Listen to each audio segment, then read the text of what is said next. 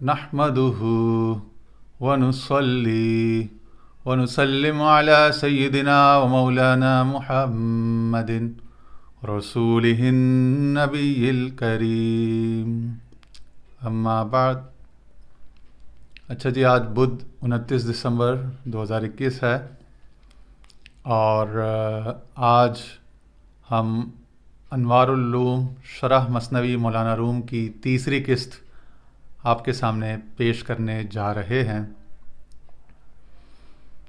آخری بار جو ہم نے جس شعر پر اختتام کیا تھا وہ تھا ہر کسے از ظن خود شد یار من وز درون من نجست اسرار من سر من از ناله من دور نیست لیک چشم و گوش را آنور نیست۔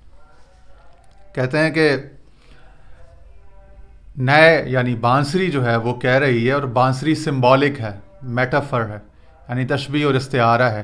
تو جہاں جہاں بانسری کی تشبیہ اور استعارہ کا استعمال ہو تو اس سے مراد یا تو روح ہے جو اس پردیس میں یعنی اس جسم کے عالم میں، اس عنصری پیکر کے اندر، اس قفس عنصری کہتے ہیں نا، اس عناصر کی جو قید ہے، پریزن ہے، اس میں آنے کے بعد جب وہ اس میں تنگی محسوس کرتی ہے اور اپنی بلند پروازی کے اور اپنی آزادی کے وہ زمانے یاد کرتی ہے جب عالم ارواح میں مولا کی سے مکالمہ، مشافہہ، مکافحہ ہوا کرتا تھا، اور وہ گفتگو ہوا کرتی تھی کہ الست بربکم، کیا میں تمہارا رب نہیں ہوں؟ تو وہاں بے حجابانہ مکالمہ سنا کرتی تھی اور پھر جواب بھی دیا کرتی تھی۔ بھلا ساری ارواح جو ہیں وہ مل کر کہا کرتی تھیں کیوں نہیں مولا، تو ہی تو ہے۔ تو جب وہ وقت یاد کرتی ہے روح، یا پھر وہ وقت جب مرید اس دنیا میں پردیسیوں میں رہتا ہے، دین و دنیا کی تمام کوششیں اپنی عقل کے، فہم کے، تعلیم کے، محنت کے اور زمانے کے تجربوں کے سارے گھوڑے دوڑانے اور سارے ہتھیار استعمال کرنے کے باوجود جب ناکام رہتا ہے بالآخر، اور کچھ مولا کا کھوج کھرک نہیں لبتا، اور کچھ اپنے اندر کے جو تنہائی اور خلش اور خلا ہے اس کا علاج، اس کا مداوا دارو نہیں کر پاتا، تو پھر وہ سوچتا ہے کہ یہ میں کہاں اور یہ کیا ہو رہا ہے۔ تو پھر وہ کسی تلاش حق میں نکلتا ہے، پھر کسی کامل ہستی، کسی صاحب حق، مرشد برحق کی تلاش کے لیے وہ پھر نکلتا ہے باہر۔ اور پھر جب نیت صاف ہو، اللہ تعالیٰ کا فضل و کرم شامل حال ہو، نبی کریم علیہ الصلاۃ والسلام سے تمسک، توسل کی دولت ہاتھ میں ہو، تو یقیناً رہنمائی ہو جاتی ہے، کوئی نہ کوئی چارہ ساز، ہمدم، رہبر، مہربان مل جاتا ہے۔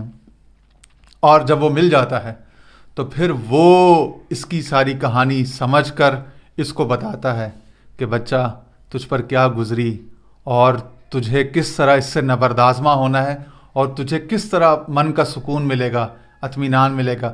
وہ من کا سکون جو قرآن میں اللہ تعالیٰ نے فرمایا الا بذکر اللہ تطمئن القلوب، کہ آگاہ ہو جاؤ کہ اللہ کے ذکر ہی میں، اللہ کی یاد ہی میں دلوں کا چین ہے، دلوں کا اطمینان ہے۔ تو وہ اللہ کا ذکر کیا ہے؟ وہ ذکر لسانی یعنی زبان سے اللہ کو یاد کرنا، اور ذکر جوارح یعنی اعضاء سے جو ہے اللہ تعالیٰ کے مختلف عبادات بجا لانا، وہ بھی ہے جو فرائض ہیں یا واجبات یا سنن مستحبات ہیں۔ اور سب سے بڑا جو اللہ کا ذکر ہے وہ تو یہ ہے کہ وَاذْكُرْ رَبَّكَ اِذَا نَسِيتَ، کہ اپنے رب کو اس طرح یاد کر کے پھر اسے کبھی بھولے نہیں۔ اور وَاذْكُرِ اسْمَ رَبِّكَ وَتَبَتَّلْ إِلَيْهِ تَبْتِيلًا، کہ اپنے رب کا نام جپ، اس طرح جپ، وَتَبَتَّلْ إِلَيْهِ تَبْتِيلًا، کہ سب سے کٹ کر، تبتل اختیار کر کے، پہلے باب تفعل اور پھر باب تفعیل، تبتیلا، کہ پھر ایسا تبتل کہ مصدر مطلق استعمال کیا کہ اس کی کوئی مثال ہی نہ ہو، یعنی تو خلوت در انجمن ہو، ٹھیک ہے نا، وحدت در کثرت کا یہاں پہ مظاہرہ کر لے، تو اس طرح کی یاد ہو، صرف زبان سے نہیں کہ بر زباں تسبیح و در دل گاؤ خر، کہ اوپر زبان پہ تو نام نامی جپے جا رہے ہیں اور ایک روزری لے کے ہاتھ میں جو ہے اس کو گھمایا جا رہا ہے، مگر دل جو ہے اس کی یاد سے غافل ہے. تو فرمایا لا بذکر اللہ تطمئن القلوب کہ اللہ کی یاد سے دلوں کا اطمینان ہے. تو وہ یاد کا محل دل ہے. تو وہ یاد تو پھر دل میں ہوتی ہے نا, تو پھر دل میں تو ہوتی ہے, تو پھر وہ دل میں ہو یاد تیری گوشہ تنہائی ہو, پھر تو خلوت میں عجب انجمن آرائی ہو. تو پھر تو یوں ہوتا ہے کہ پھر تو بندہ کبھی تنہا نہیں ہوتا, پھر تو بندے کو کسی سہارے کی, کسی خارجی آسرے کی دنیا میں ضرورت نہیں محسوس ہوتی. پھر وہ اپنے پیر, اپنے عشق حقیقی کے ساتھ ہی مطمئن ہو جاتا ہے, اسی کے ساتھ اس کی تشفی ہو جاتی ہے, اسی میں وہ شادباش رہتا ہے. شادباش ہے عشق خوش سودائے ماں.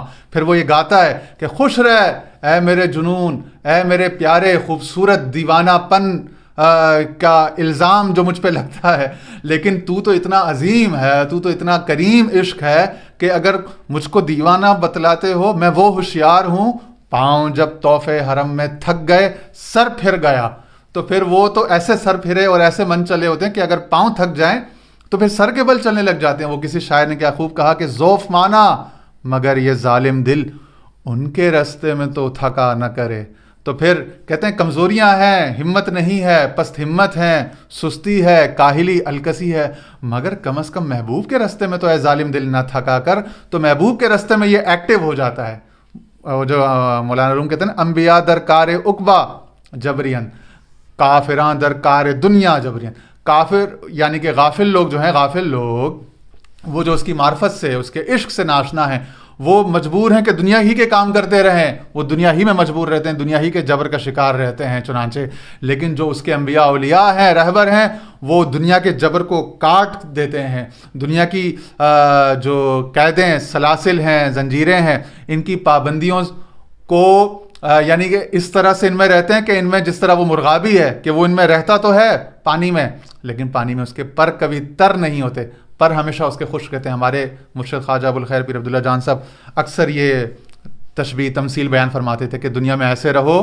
غالباً یہ شیخ سعدی کا یا کسی کا فارسی کا شعر ہے, تو وہ یوں فرماتے تھے, پہلے شعر اور پھر ترجمہ, کہ دنیا میں ایسے رہو جیسے مرغابی پانی میں رہتا ہے, کہ وہ پانی میں رہتا تو ہے مگر اس کے جب وہ پانی سے نکلتا ہے اس کے پر بالکل خشک ہوتے ہیں, پر نہیں بھیگتے اس کے, یعنی اس کا دل نہیں لگتا دنیا میں. ٹھیک ہے نا. اور یہی ایک حدیث پاک بھی ہے, وہ ہم جب درس حدیث پڑھیں گے انشاءاللہ ریاض الصالحین سے یا کہیں سے, تو انشاءاللہ وہ حدیث بھی آپ کے سامنے لے آئیں گے, وہ مفصل ہے. لیکن دنیا میں ایسے رہو کہ تمہارا دل دنیا میں نہ رہے, دل مولا کے ساتھ ہو. ہتھ کارول دل یار ول, دست بکھار و دل بیار. تو یہ اس میں سبق ہے کہ پھر ان کا دل جو ہے وہ یار کے ساتھ معلق ہو جاتا ہے نا. ہم نے انسان کو خلق الانسان من علق, تو عرفاء نے اس میں سے ایک باطنی تفسیر, باطنی نقطہ لیا. علق کہتے ہیں, علق چپکنے کو بھی کہتے ہیں. تعلق کہتے ہیں نا, تعلق تفاعل کے باب پر, تو کیا ہے اس میں چپکنا, جڑ جانا, پیوستہ ہو جانا. ٹھیک ہے نا. تو کہتے ہیں علق, تو یہ کہتے ہیں میں نے علق بنایا. ٹھیک ہے, اس کے ظاہری وہ بہت سارے مفاہیم عربی لغت اور تفاسیر کے حساب سے, آثار کے حساب سے اس کے ہیں, لیکن ایک اس میں نقطہ اشارہ تفسیر اشاری کی باب میں وہ یہ بھی ہے کہ پھر ہم نے اس کو انسان کو الگ سے بنایا, یعنی تعلق سے, محبت کے خمیر سے اس کو گوندھا ہے, محبت کی مٹی سے, اور محبت کی اس کے اندر وہ جو بچے کو پلاتے ہیں نا, کیا کہتے ہیں اس کو, گٹھی, تو اس کو محبت کی گٹھی سے سینچا گیا ہے, اس کا خمیر بشریت, خمیر ملکوتیت, ملکانیت, کیونکہ اس میں تو سارے عوالم ہے نا, تو اسی لیے تو وہ سارے عوالم سے چھوٹتا چھوٹتا, ڈسکنیکٹ ہوتا, کٹتا کٹتا, دور ہوتے ہوتے ہوتے جب یہاں پہ عنصری خاک, پانی, آگ, مٹی, ہوا, پانی کے عنصر میں کے عناصر کے اس قید میں, اس جہان میں جسے عالم ناسوت کہتے ہیں, اس دنیا میں جب پست سفلی دنیا میں جب آ کے گرا ہے, تو تب سے اس کا شدت, اس کا درد, اس کا نالا بڑھ گیا ہے. ٹھیک ہے نا. اس سے پہلے تو وہ بہت بہتر حالت میں تھا, اور اس کے بعد بھی وہ بہت بہتر حالت میں ہوگا. ٹھیک ہے نا. تو کہہ رہے ہیں کہ وہ میرا جو غم کا راز تھا وہ میرے نالوں سے اتنا دور تو نہیں تھا, لیکن کسی کے پاس وہ نگاہ بصیرت اور وہ سماعت بصیرت ہی نہیں ہے, تو وہ کیسے پہچانتا؟ وہ تو کوئی صاحب نور, صاحب جس کی سماعت میں اللہ کا نور ہو, بی یسمع و بی یبصر ہو, کہ پھر وہ میں اس کی سماعت بن جاتا ہوں, وہ میری سماعت سے سنتا ہے, وہ بی یبصر ہو, اور پھر وہ میری بصارت سے, میرے نور بصارت سے دیکھتا ہے. ٹھیک ہے نا.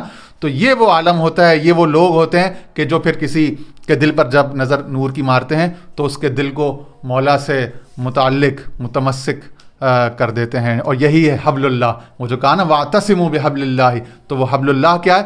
انبیاء، نبوت کے دور میں نبوت، انبیاء، اور اس کے بعد ختم نبوت کے بعد ولایت کا جو شجرہ ہے اس کو پالو، کہ یہ وہ شجر ہے اصلها ثابت و فرعها فی السماء، کہ اس کی جو جڑ ہے وہ زمین میں بڑی پیوستہ، بڑی پختہ گڑی ہوئی ہے، لیکن اس کی جو بلندیاں ہیں وہ آسمانوں تک ہے. یعنی یہ آپ کو عالم بالا کی سیر کراتی ہے، ملائے اعلیٰ کے جو مناظر ہیں، یادیں ہیں، ان کے لذتیں، ان کے مزے آپ کو یہاں پہ کرا دیتی ہے. تو یہ اللہ تعالیٰ ہم سب کو یہ حظ نصیب فرمائے، ان نعمتوں سے حصہ عطا فرمائے. انشاءاللہ آگے پھر اسی طرح سے اس کو جاری رکھیں گے. دعا فرمائے اللہ تعالیٰ ہم سب کے احوال پر نظر رحمت فرمائے، ہم سب کو تعلق باللہ، تعلق بالرسول نصیب فرمائے.